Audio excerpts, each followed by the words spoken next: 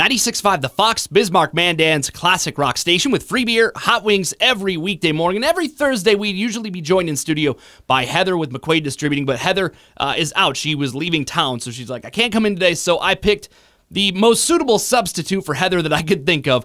One, Mr. Scott McGowan, heard on Cool 98.7 in the afternoon. Also, last week's winner among the staff in our $10,000 Pigskin Pick Em challenge. So, Scott, you're kind of the leader at the clubhouse, so to speak, going into week 5. Kind of. Sort of. Yes. I am the leader going into week 5. Right, exactly. So, so you're the one who we should all model our picks after. I would say, except for this week, which is very iffy. I have a lot of iffy picks this week. So if there's a time for the rest of the Town Square staff to make a comeback, this would be the time. Let's start it off with Thursday night's game. Indianapolis is on the road to take on Houston. I took Indy, even though they're going to have their backup quarterback going again. Well, you know, J.J. Watt's the only thing that happens there in Houston, so definitely Indianapolis. All right, Indianapolis, both of us picking them Thursday night. Coming up on Sunday, St. Louis is on the road taking on Green Bay. I have Green Bay. I as well. So have far, Green Bay. Compared to my picks last week where I was terrible, you did well.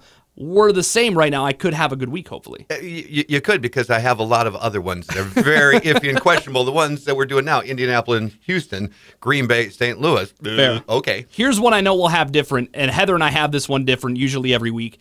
Arizona is at my team, Detroit. I am a homer.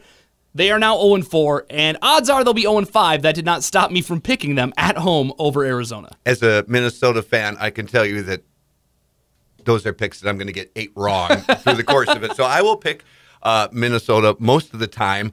I am amazed that you are picking Detroit in this particular matchup. They're bound to win sometime, but not this time. So it's definitely Arizona. And finally, Monday night, Pittsburgh on the road against San Diego. I am taking San Diego.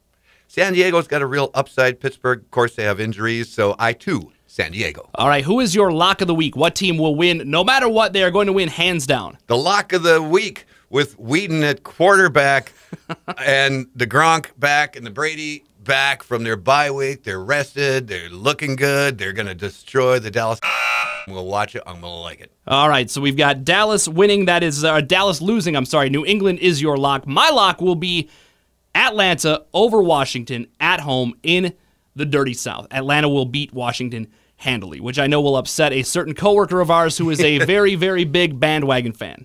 Brad is not going to care for that one little bit, but No, that's not certainly what's going to happen. But yeah, there's a lot. Definitely people should get online and fill these out, because there's a lot of very interesting picks. And of course, we have a weekly winner every week who scores a prize courtesy of McQuaid Distributing and the Pond Bar and Restaurant. End of the season, $10,000 Pigskin Pick Em person. Whoever picks the most games correctly in the season will have a shot at $10,000. And like I said, as of right now, Scott, that might be you, possibly. Indeed, even though I can't win anything, but bragging rights is what making football picks is all about, and I have those. 96.5thefox.com. Thanks, Scott, for subbing in for Heather this week. You're welcome. We'll see you Sunday.